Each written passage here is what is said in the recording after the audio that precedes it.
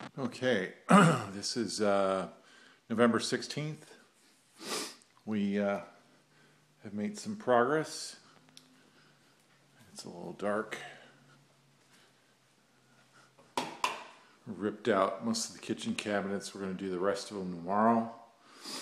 The new cabinets will be installed and remove the sink. My granite guy is coming next week. So one of the neat little things we did was I installed a magnetic catch on my broom closet door. It still needs a bit of adjustment, but you can see I have no handle, which is kind of a neat thing. And it just closes. And I just need to finish one little strip of drywall and trim that door out, and that's done. We still have all the baseboard to do in the hallway and the kitchen. But we'll do that once the tile's installed sometime in a couple weeks. I think we're going to do the tile once the cabinets are all in and everything. Bought a grinder to trim off the flooring, and hopefully we can get the flooring to match elevations from the kitchen to the great room. And in the master bath, we had a little snafu last night. I started removing the vanity, and they had what they call pin valves on the for the shutoff valves for the vanities, and had to replace. They froze up, so we had to replace every single one at $7.29 a pop.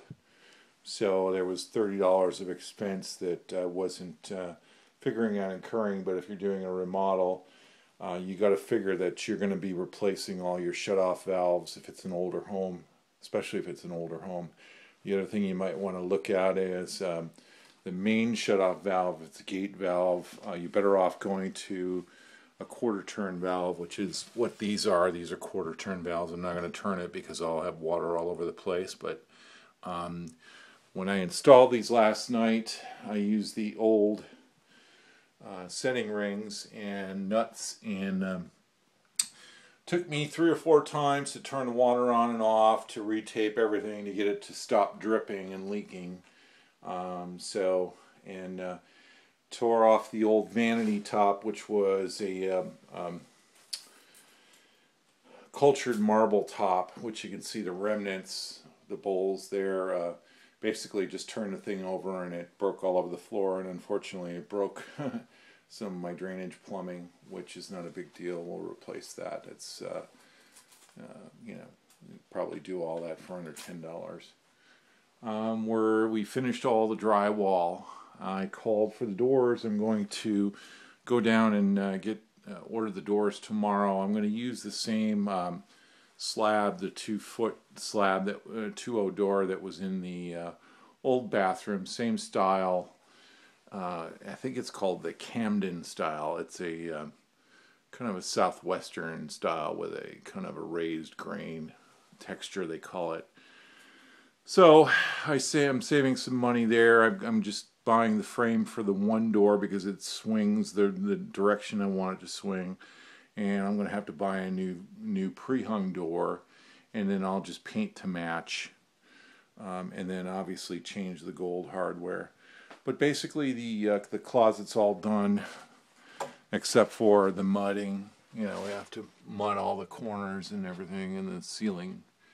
And we did kind of a patchwork type drywall, but I've got a really good drywall guy that can float just about anything, so I'm not too concerned about any of that. Had to, even though I didn't actually have to, this was a kind of an error that I didn't have enough forethought on, but cut some of the mounting bracket that hangs the bar that you hang your clothes on. So but it looks like we should be able to get the door swing to work with the clothing. I may just end up replacing that whole corner with a shelving unit. We're also going to do a shelving unit in linen cabinet in the master bathroom here next to the shower. Shower is still not framed yet. I'm still kind of hemming and hawing about what I'm going to do with the outside, whether I'm going to tile it or leave it drywall and just paint it.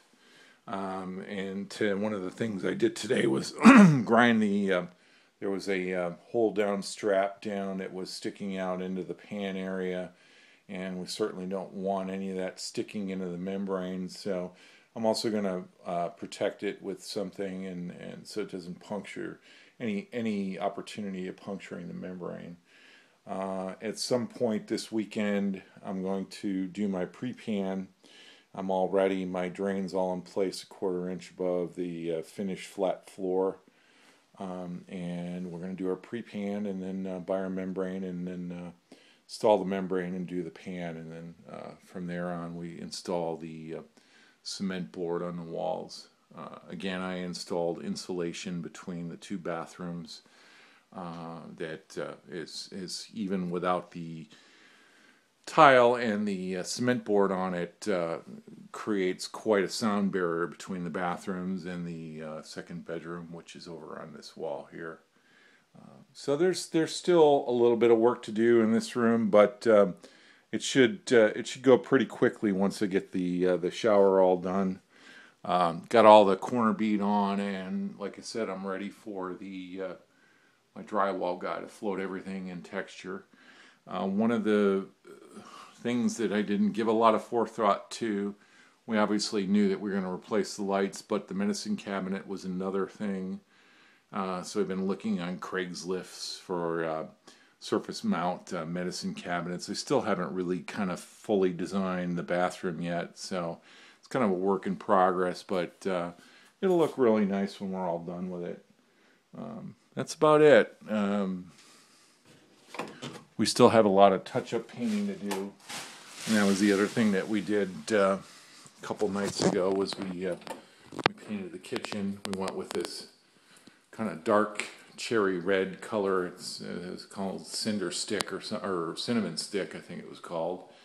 So with the lighting in here and the cabinets, I'm wondering if we went too dark with the color, but we'll see. Once we get the cabinets in here tomorrow night, I'll really kind of make a judgment on whether we went too dark with it. Anyways, that's about it. Signing off for November 16th.